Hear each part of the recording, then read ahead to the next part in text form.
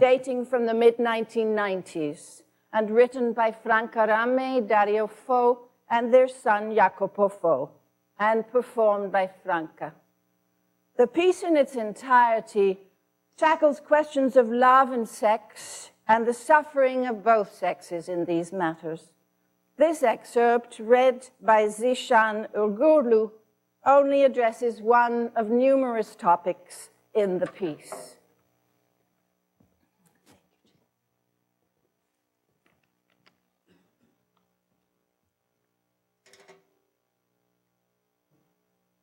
American sexologists have come to the conclusion that if a woman can successfully fake an orgasm with a credible acting job twice a day for at least 3 years, in the end, miraculously, she'll actually have one.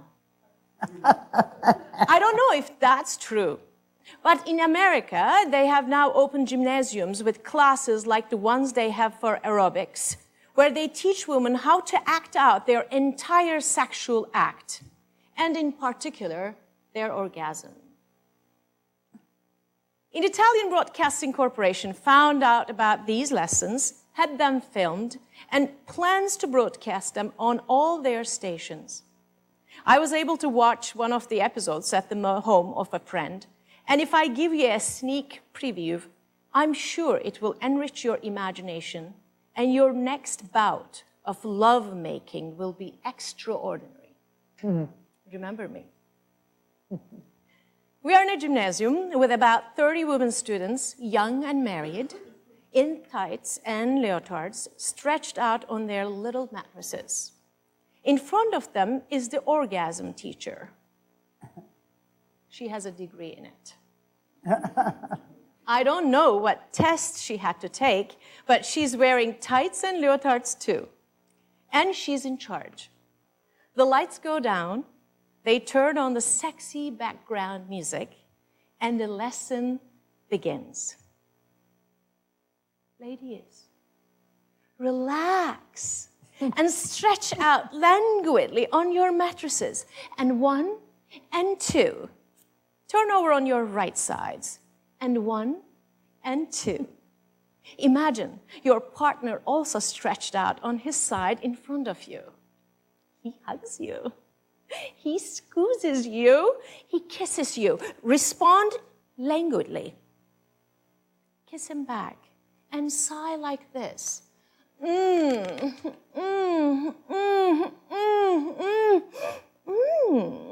As if to say, what a delicious ice cream. You have to understand that in a sexual encounter, breathing is very important. Especially if you don't feel anything, you have to breathe sexy. Do it like me.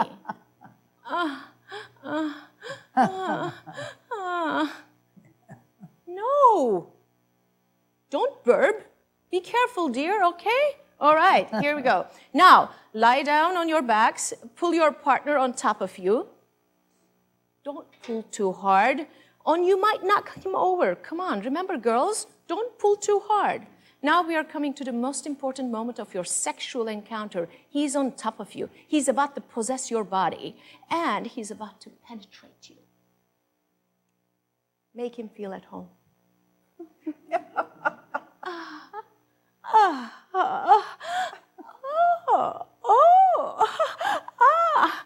Welcome him with festive sighs.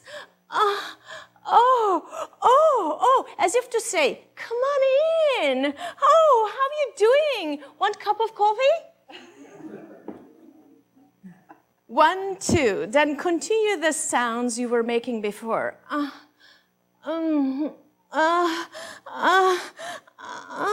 But of course, you can't keep sighing and groaning like that the one whole time. Every once in a while, you have to throw in a few words like, oh no, it's too much, oh no. Yeah, they like that one a lot. But it's clear that you can't say, oh no, it is too much, when you're all tense and blocked up. You have to be loose. Roll your head back and forth on the pillow.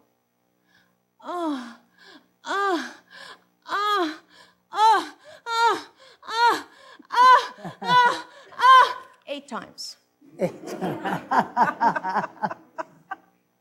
Go. Okay.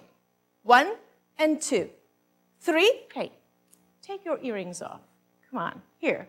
And 7 and 8. But you can't just do it silently. He will take you, he'll think that you're having an epileptic attack. You have to murmur something tender like, oh, I'm dying. But not with that tragic expression. Smile when you say it. Oh, I'm dying. Otherwise, you will scare him. Back to the basic sighing.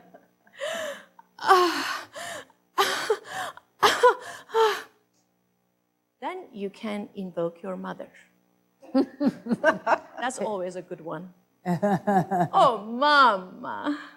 But you want to be careful he's not an orphan. Or you might open some old wounds. He'll burst out crying. And then it is goodbye erection. All right. Oh, Mama. Oh, Mama. Then you move on to the religious epiphany. Oh, God. Oh, God. Oh, God. Oh, God. Oh, God. Oh, God. Oh, God. Oh, God, 6 times. And then, with rising inflection, is Dio. Oh, Holy Mother of God. Courage. We are coming to the most delicate moment. Lift up your hips. That's good. Feet firmly on the ground. Shoulders back. Arms free. Undulate. Don't lose your balance. Hey, don't lose your balance. Count to 12. 1, 2, 3. Not out loud. Stop. Look at him. Eyes open wide and whisper. But not too questioningly. Otherwise, he might say, "What do you mean? Who am I?" and leave. Courage. Now we are coming to the grand finale. Loosen your arms, undulate. 1, 2, as many times as you want. Do the backstroke as long as you can take it. Then finish with a scream, any kind you want. Desperate, happy, suffering.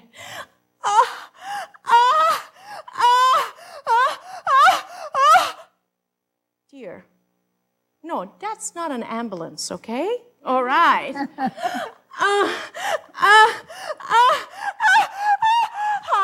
Higher. They love that. Higher. To the max. Then you have to bring it down. Count to 2.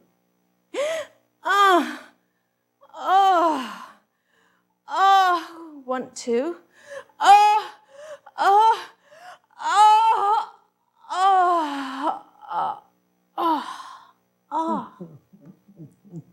Orgasm achieved. And now you have to be very careful, ladies. The next time you make love, don't burst out laughing when you say, "Oh, Mama."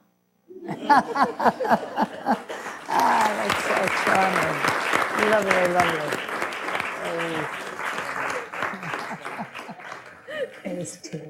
Thank you so much.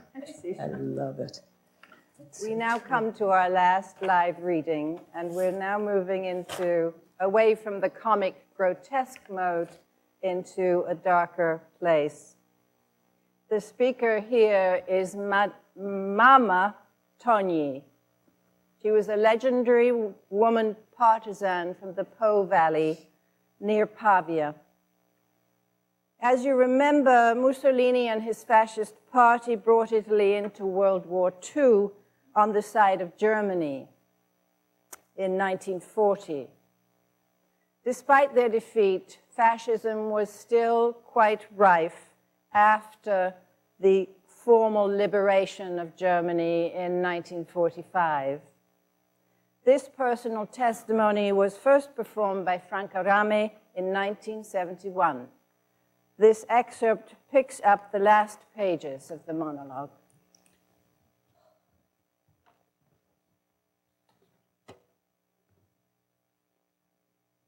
So I said to the judge, of course I realize that it's against the law today to yell things like fascist pigs. But in the old days, when we were in the mountains, those who were slammed up against the wall died believing that after the liberation of Italy, 1945, the people killing them wouldn't be there anymore. But here they all are in charge of the riot police. I called them fascist pigs then, and I call them pigs and fascists now. Well, the judge went all pale. He didn't know what to say. But I'd realized that the only way to get our 11 guys off was for me to go in as hard as I could. They wouldn't dare sentence me. They'd end up looking too stupid. So they had to abandon the trial and let them all go free, at least for the time being. What a party we came out. All the people, all the comrades kissing and hugging and songs. Mama Tony here, Mama Tony there. And people taking me by the arm and people greeting me with clenched fists. It was wonderful. Seemed like the liberation, a big party. What a shame. My boy, my son, wasn't there at the party. Mama, if I don't come back, you must stay with the comrades until it's over. You stay with them. Yes, darling, I'll stay. And how could I have left them? I was a nurse. I had my degree, and without wanting to boast, I was good. I had up to 50 wounded men to look after in my infirmary. I remember when the Mongols combed the area, people wanted me to clear out of the hospital. They found me a job, but me, I'd rather croak. I took my 32 wounded boys and off we went. The lame one, leaning on the one with the blocked eye, the one with a stomach wound carried on a stretcher by 2 with head wounds. We seemed a desperate group, but we went on. And with me, they were saved. I saved them all. The problem was finding food for 32 every day. I'd leave them in a farmhouse or under a bridge, then begin the search, house by house, and everywhere these peasants, these mountain people, even though they had next to nothing, they'd take the food out of their own mouths to help us. They tore up their sheets to give me bandages for the wounded, beautiful sheets from their trousseaux. But sometimes I happen to ask for help from evacuee families, wealthy people in their homes, and those people would say, no, we can't give anything. So I'd quickly pull out my P-38 pistol with its 15 rounds and push it under their noses and shout, "Seeing that you're so stingy, just you cough up everything I ask you. If not, I'll kill you, you skinflint." And shame on you, because these boys are dying for you too. Yes. I even did robbery to save those boys, my boys. Anyone got an objection? And I do the same today. My boys. I was their mama. Mama Tony. Anyone who laid a finger on Mama Tony, watch out. The American, the commanding officer used to say, no one ever says no to Madam Mama Tony. And they'd all obey me. On that spring day in 44, when my son went down there because we were to take the barracks of those black-shirted brigands, After an hour, I saw Ciro coming back, white as a sheet, and he said, "They've wounded him. Your son is wounded." Stop there, look at me, Ciro. I'm not crying. I'm not screaming. Look at my face. I'm not crying. He's dead, isn't he?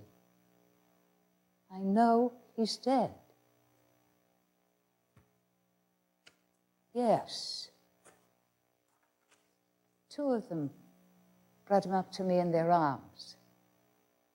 I sat myself down, and they put him in my lap. He had a little bullet hole here on his neck. And the comrades took him away. They took him off to the shed. I went inside the big room where all my wounded boys were, and I told them, "Kids, boys, my son is dead. Now I have no one anymore to call me Mama. And I need." There was a long silence, and then, "Mama, Mama," they all began yelling, "Mama," and shouting with tears in their eyes, "Mama, Mama." And for everyone, that's what my name stayed. Mama Togni. And they don't bother me with, "You're old, don't get involved. You've already done your bit." No. For as long as these murderers are around, these fascists, we have to go out into the squares and piazzas, teach these young people, these brothers, stay with them, tell them what happened in the old days up in the mountains, because that's how they'll learn. No, they don't come telling me, "Stay at home because you're old." The only ones who are old are those who stay home with their feet warm and wearing their religious biratas. Those religious caps are on loan from those Christian Democrats, Fanfani and Andreotti. Those people are old. In fact, they're already dead.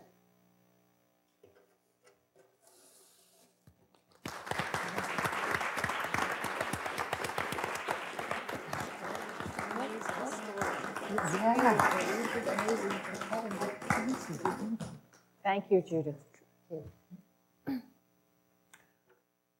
I mentioned earlier in the evening that Franca Rame was raped and brutally assaulted, beaten in 1973.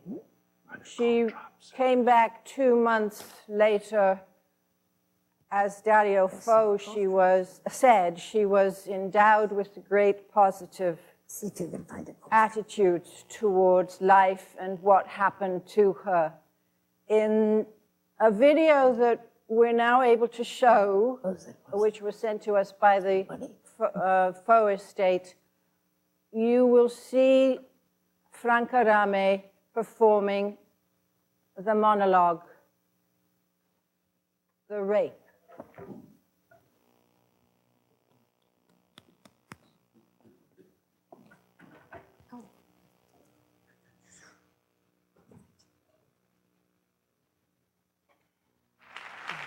Io ora chiudo lo spettacolo con un brano in solidarietà alle donne della Bosnia violentate in questa maniera così volgare, così tremenda, così brutale, con torture e con sevizie. Il brano che reciterò ora è un brano che vi costringerà ad un triplo salto mortale all'indietro, perché da un teatro di chiave comica passiamo a un discorso molto serio, molto pesante, molto drammatico. Il brano è intitolato Lo stupro. Io l'ho recitato migliaia di volte, anni fa, in appoggio alla legge contro la violenza sessuale. L'ultima volta l'ho l'ho recitato con Celentano, fantastico. Devo dire che Celentano è stato veramente straordinario, perché la prima rete non voleva che io recitassi questo brano, ma lui si è imposto, aveva un contratto senza tagli e hanno dovuto mandare giù il boccone, e io ho dato questo brano, che non ho più recitato da allora. Lo sto riprendendo in questo periodo, appunto in solidarietà, perché qualsiasi parola, qualsiasi cosa io possa dire sulla violenza sessuale non avrà mai l'effetto di questo pezzo. Io l'ho trovato su un giornale, il quotidiano Donna, è una testimonianza minuto dopo minuto di una violenza subita che è nulla al confronto di quelle della Bosnia, però è sempre una cosa abbastanza pesante, abbastanza grave, lo stupro. C'è una radio che suona, ma solo dopo un po' la sento. Solo dopo un po' mi rendo conto che c'è qualcuno che canta. Sì, è una radio, musica leggera, cielo, stelle, cuore, amore, amore. Ho un ginocchio, uno solo, piantato nella schiena, come se chi mi sta dietro tenesse l'altro appoggiato per terra. Con le mani tiene le mie fortemente, girandomele all'incontrario, la sinistra in particolare. Non so perché mi ritrovo a pensare che forse è mancino. E non sto capendo niente di quello che mi sta capitando. Ho lo sgomento addosso di chi sta per perdere il cervello, la voce, la parola. Come sono salita su questo camioncino. Ci sono venuta io da sola, muovendo i piedi uno dietro l'altro, dietro la loro spinta, o mi hanno caricato loro sollevandomi di peso. Non lo so, non lo so. È il cuore che mi sbatte così forte contro le costole a impedirmi di ragionare. È il dolore alla mano sinistra che sta diventando veramente insopportabile. Perché me la torcono tanto? Io non tento nessun movimento. Ora quello che mi tiene da dietro non ha più il suo ginocchio piantato nella mia schiena, si è seduto comodo, mi tiene tra le sue gambe divaricate fortemente come ho visto fare anni fa ai bambini quando toglievano loro le tonsille. È l'unica immagine che mi venga in mente.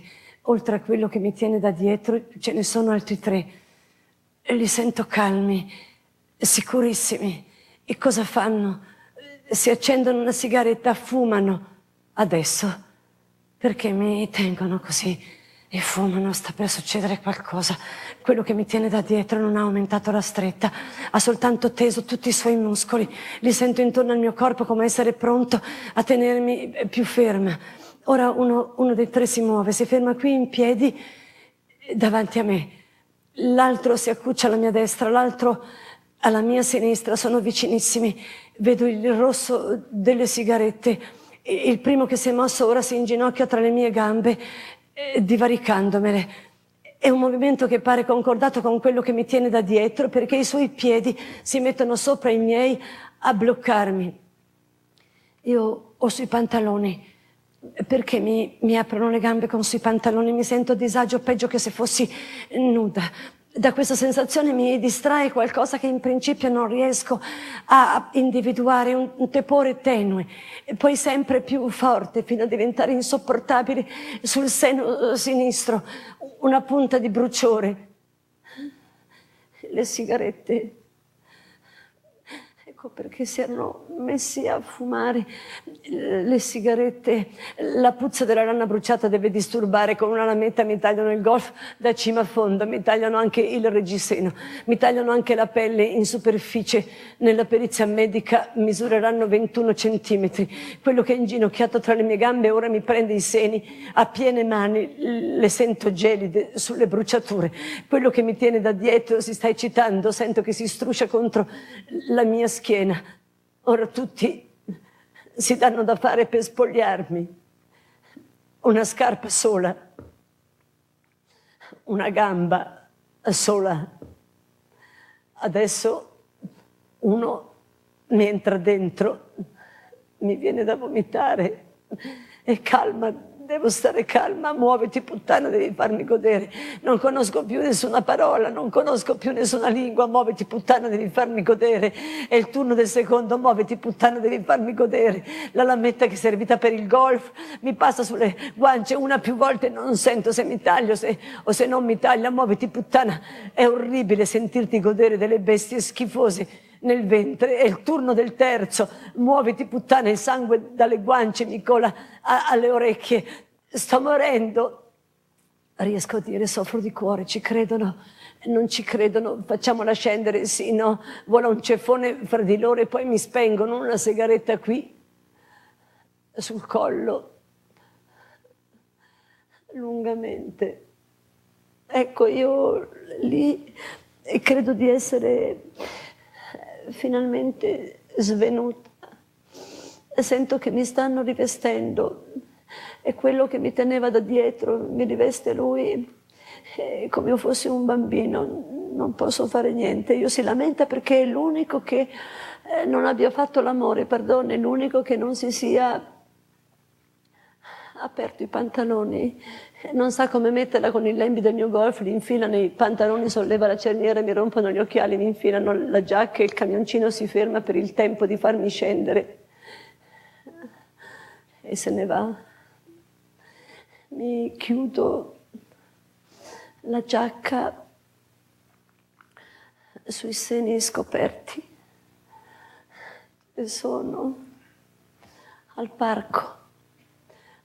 Mi sento male, mi sento proprio male, nel senso che mi sento svenire, non soltanto per il dolore in tutto il corpo, ma per la rabbia, per l'umiliazione, per lo schifo, per le 1000 sputate che mi sono presa nel cervello, per lo sperma che mi sento.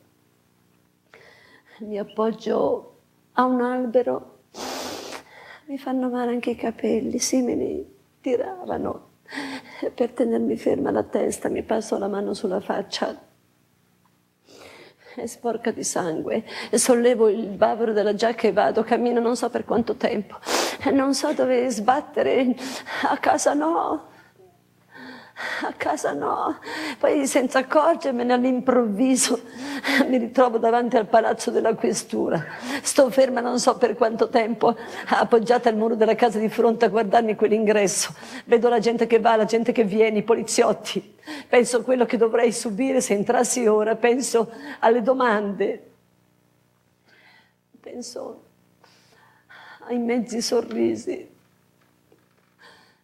penso e ci ripenso, poi mi decido, vado a casa,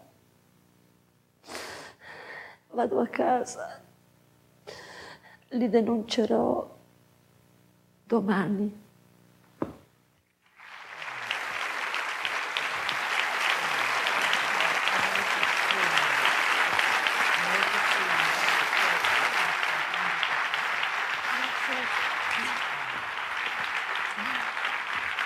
Grazie.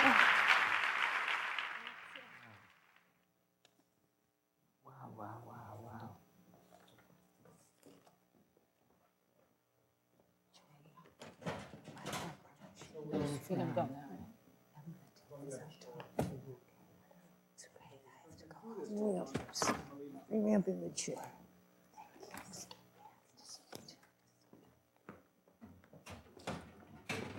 What? We don't need 4 chairs. So put me in the middle. Yes.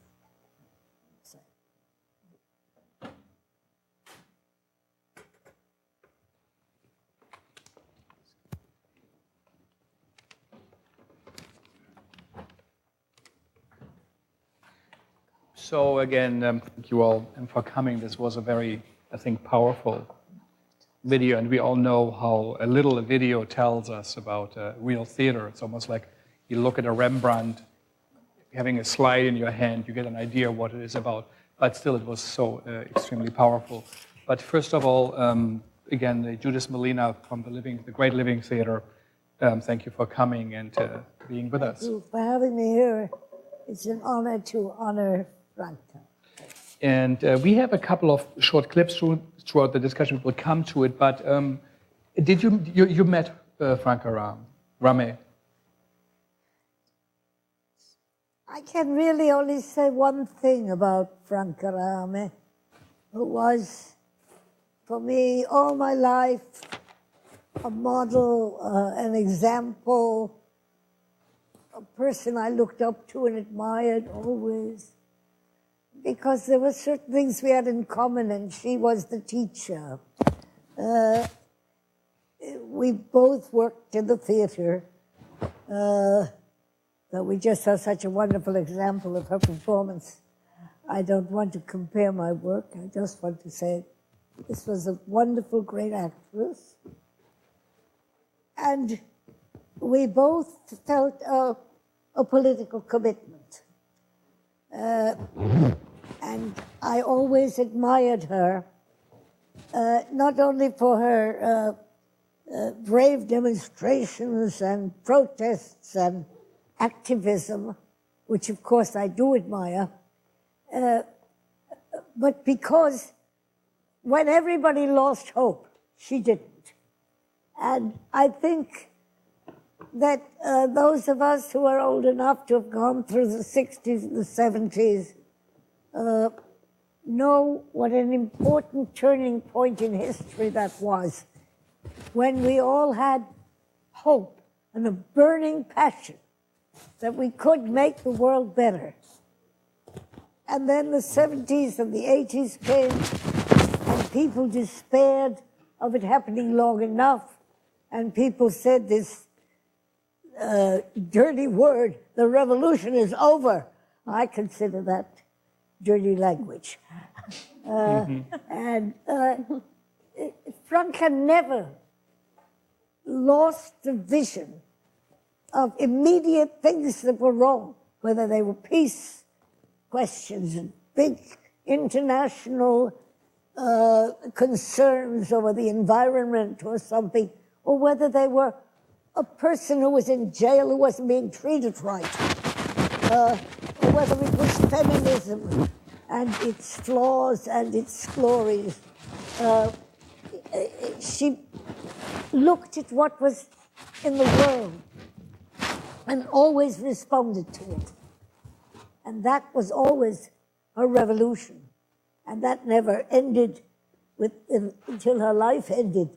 All her life, she stood for the persistence of following our cause that we believe in, that we want to promulgate, that we want to speak about. She always remembered that what was in front of her was the reality. Even when she played fantastic roles as she did, or crazy roles, she always knew that she was a political person. And she always played a political person. I don't know anything that she did that she didn't imbue with the quality of her fervor to make the world better for her having been in it. And I just want to thank her for that. Yeah. Thank you. Thank you so Really so all I have to say about her. Yeah, no, this is wonderful. This is great. Beautifully. Maybe we look at another. Yeah. Thank you. Thank you for this. Maybe we look at one of another clip. Which one do you think, Jane? Well, do you want to see the early piece? Yeah. And an early film that they did? Yeah. Lo Sfitato, which meaning The Screwball, a 1956 film with Fo and Rame. This part, the first little bit of this film is Franca singing for the young Fo, and are we? Yeah. Okay, Brad. Mm-hmm. Io non capisco una parola, ma la gente ride. Fa così. Jimmy want to dance with me, la la la la la la la la la la la la la la la la la. Jimmy want to dance with me, la la la la la la la la la la la la. Verrai a vedermi qualche volta? Sì, sì. Come and see me sometimes, he said. Beh, io vado. Ciao. Ciao.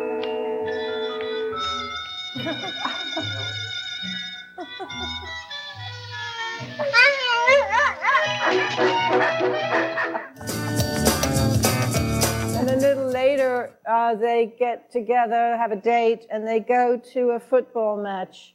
And he sits in the press area, stampa, la stampa.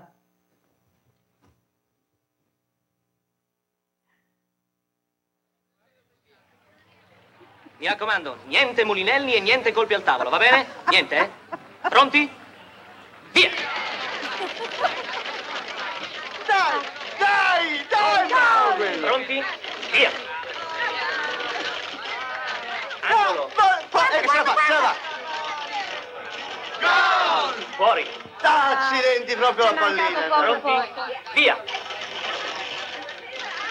Gol! Pronti? Via! Dai, 2-1! Pronti? Via!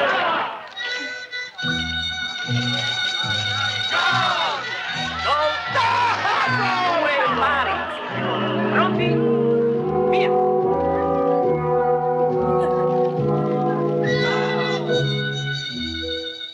You can see their wonderful sense of humor here, right?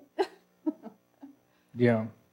And Fo, as far as I remember, he was part of the Piccolo Teatro with Marcello Mastroianni, who was for 1 or 2 years there. So he was a very serious, a very successful, how would one say, state actor or something. And he said, no, I don't like that way of working or living, and created a theater of his own with her. And she was such a significant part. He dedicated her Nobel Prize. He dedicated his Nobel Prize to her. Yes. And said that she was his most significant inspiration for his work. Should we look at this Tutta, casa, letto, chiesa, the awakening, horizon shine? Okay, right, Il Risveglio, which is one of the monologues that was in the Tutta casa, which is the prologue that I did. And the awakening, we're going to see here a factory worker who thinks she's late for work, and she's trying to, she's getting her baby together and things in the house, getting them organized so that she can run off to work. I don't know, we're just going to see a little clip of it. Very short, yeah. She mixes up the sugar and the bicarbonate of soda. Vuoi vedere che ho inghiottito la chiave? Ce l'avevo in bocca. Non posso averla inghiottita, non avrei dormito. Allora dove ho messo la chiave? Prendo la bacinella, vado a riempire la bacinella con l'acqua calda. Prendo il bicarbonato, che io ci metto sempre 2 cucchiai di bicarbonato per fare il bagno. Zucchero. Chi ha messo lo zucchero nel barattolo del bicarbonato e il bicarbonato in quello dello zucchero? Quanti giorni sono che faccio il bagno al bambino? Lo zucchero. Quanti giorni sono? Ecco perché la suora all'asilo mi ha detto: devo tenere il suo bambino sempre al chiuso. Come lo metto fuori, api, calabroni e mosche. Povero bambino, giorni e giorni senza vedere l'aria, senza sentirla. E Luigi, la scenata che mi ha fatto per il caffè ieri sera, ci avevo messo il bicarbonato e io mi sono messa anche a gridare: non ti piace il caffè? Vai al bar! E lui mi fa: vado al bar! Mi sono offesa, mi ha fatto un affronto e la chiave dove l'ho messa in quel momento del bar? No, sbagliato, tutto sbagliato. Non ho mai tirato la chiave fuori dalla porta. Sì, perché quando ho messo il bambino Trying to figure out what. Yeah. At the end of the monologue, she realizes that it's Sunday. And she doesn't have to get up. So it gives you an idea of a very powerful actress, a strong force, but also of a theater that speaks, in a way, a popular theater speaks to people, that speaks to political causes. Yeah, that was popular is the right word, wouldn't you agree? She wasn't going for intellectuals, she was talking to the people, the factory workers and the people in the piazzas. That's how she was trained, right? She was trained. In her political theater, she was talking to the workers. You know, her audience were common people, everyday people. She did not try to impress the critics or the academics or intellectual. I consider all her work political, even the very funny little skits that seem frivolous, and some of them are frivolous. But I think one could always look to see the serious person under. What was she talking about? And always there is a social meaning, a real meaning. And at the same time, we can laugh and enjoy her wonderful spirit, you know, her wonderful, incredible vitality that even on the screen here, you can't miss it. She just vibrates with vitality. And that vitality is always based on a political level, that you can call it that, because I do. I think personal life is political life, and it's very hard for me to divide that. I think every marriage is a political union. I think friendships have a political base, and unfortunately, quarrels and hostility have a political base.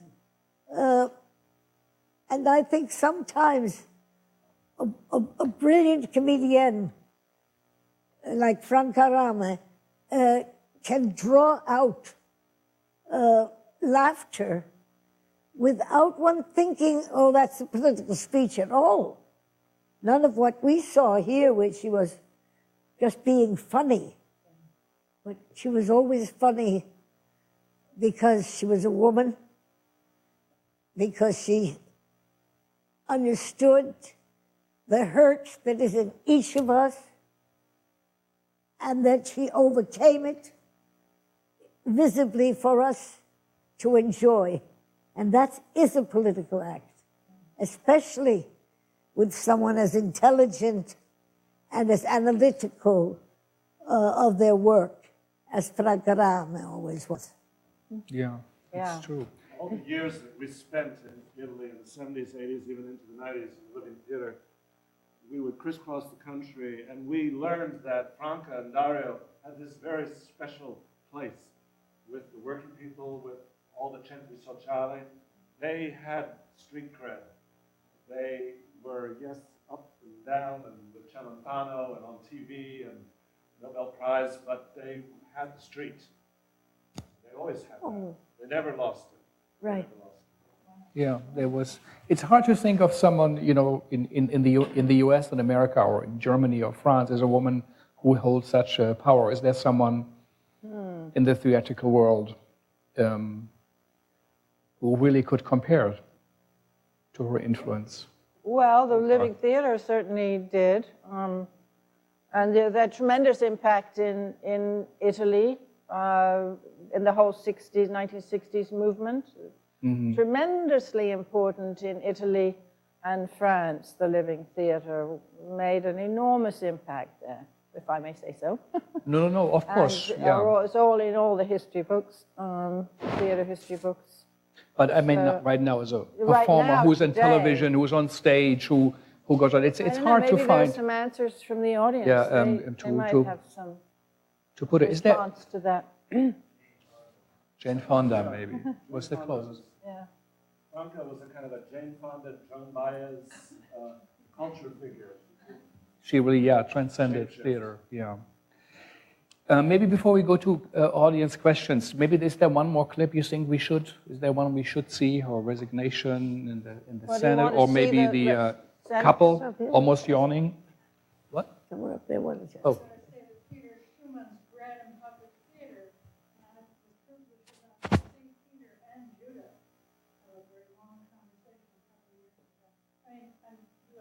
Yeah.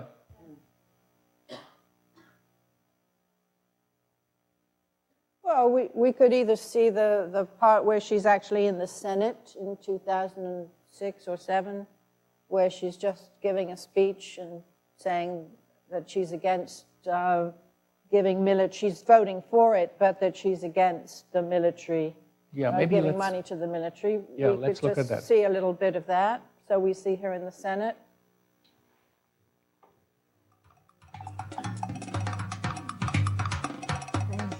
Scuso, Direi che potremmo provare, senatrice, prego. scuso Presidente per gli occhiali scuri, ma ho una congiuntivite e mi dà noia. Non c'è problema. Signor Presidente, membri del Governo, onorevoli colleghi, l'Italia è da anni impegnata nelle missioni di pace.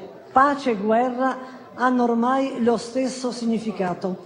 Guerre con munizioni non convenzionali, all'uranio impoverito, centinaia di migliaia di vittime civili e militari.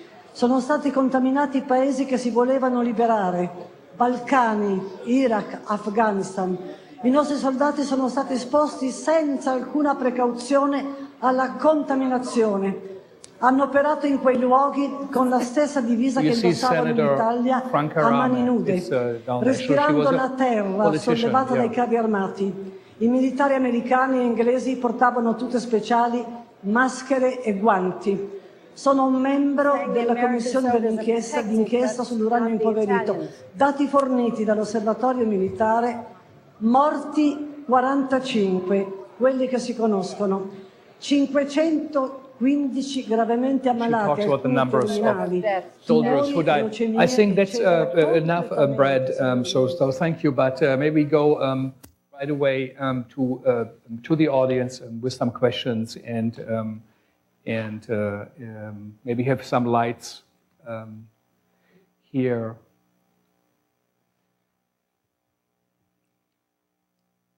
Did anybody see her, just to see, did someone see her perform from people who were in the audience? If you could raise your hand, or?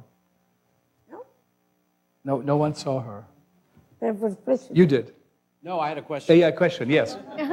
I'm just wondering, it looks like she's taking her political duties very seriously, but given the absurdities of politics in general, and probably Italian politics as well, I'm just wondering how she reacted to being part of the political system, and did she write about it, and what was her approach to politics given her background?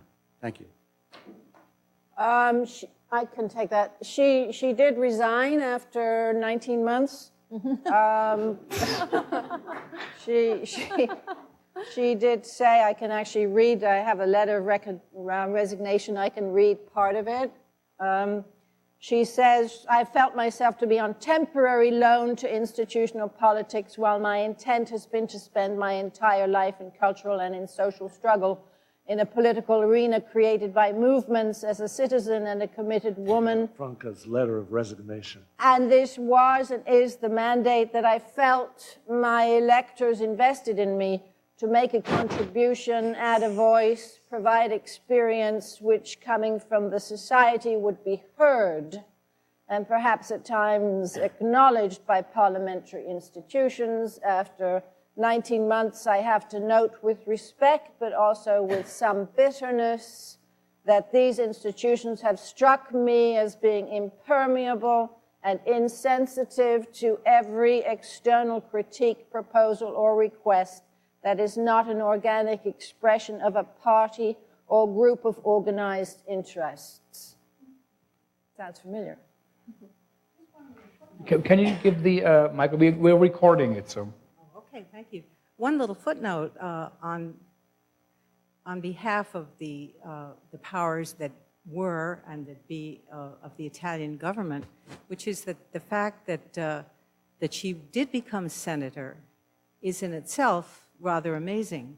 And she was preceded in that situation by Edoardo De Filippo, who, as you know, was an amazing actor and playwright in Italy and around the world, who, in fact, affected legislation in the Italian government because of the whole question of illegitimacy, so that it was no longer possible to ask Italian children the names of their parents or the names of the mother versus the father and so forth. In other words, it was possible as an artist in Italy to affect government to some degrees. And I'm thrilled that she was part of the government, but maybe she should have stuck to it. You never know. Maybe after some time, something would have come out. Filippo, who was also a senator, how this happens in Italy. So Judith, did you meet her in person? Did you did you meet her in person? Did you went to the home of Franca Rame? Did you spend evenings? We spent some evenings. I think we had a big dinner once with her. I think at her home.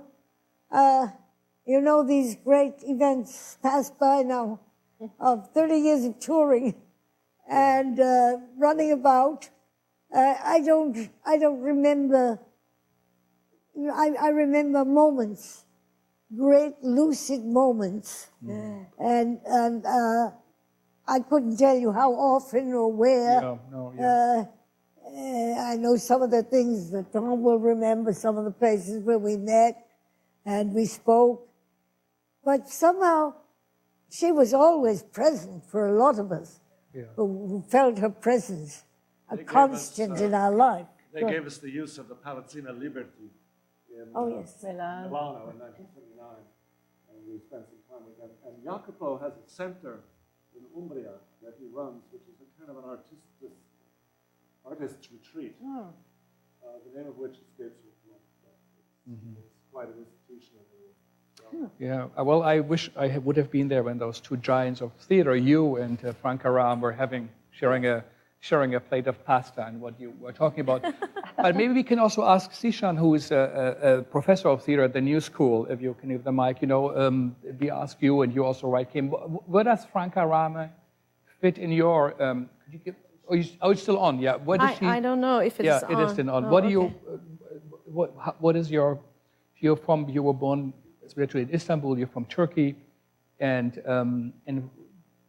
were you aware of her work when you? I was aware of when I was studying in Istanbul. I was aware of Dario Fo and Franca Rame, but there was not so many translations of their work. And after I moved to New York, and I was lucky enough to have actually an audition for a one-woman show. Actually, Marisa Tomei would do it, but she had to do movies, so she gave up. And then I auditioned for the piece, and I got this part of solo performance, which was 75 minutes of Dario Fo's writing. And it's called A Peasant's Bible. It was about 102 different characters being described. So I had to play 102 different characters in 75 minutes. And the director actually made me not to move at all, because Dario Fo and Franca Rame, they didn't move at all, as you see that in the video. So I was in a circle and I never moved. And I created 102 different characters in Atlanta. It's open in Atlanta. I have to say the beauty of their words and being able to utter those words actually is an incredible opportunity for an actress or for an artist to grow. For me, I have to say I never done that strong in my life. I mean, I have done productions like Andrei Sarban's Helen was one of my pieces, and it was extremely difficult.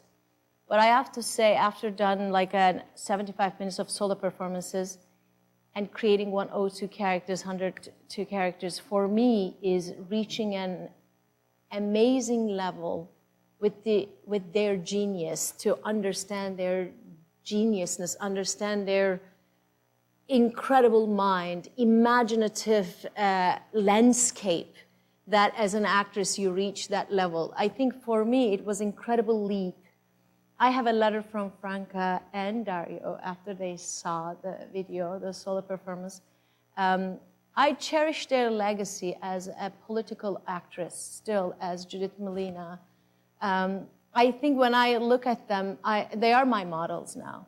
I mean, Franca was a model for Judith Malina, but for me as an actress right now, my model is Judith Malina, my model is Franca Rame. I want to continue and Ellen Stewart is also to continue to their legacy and being aware of where we are, who we are, and what we are doing, and why we are in the world of art. So I strongly believe the transformational power of art, and I have to finish that.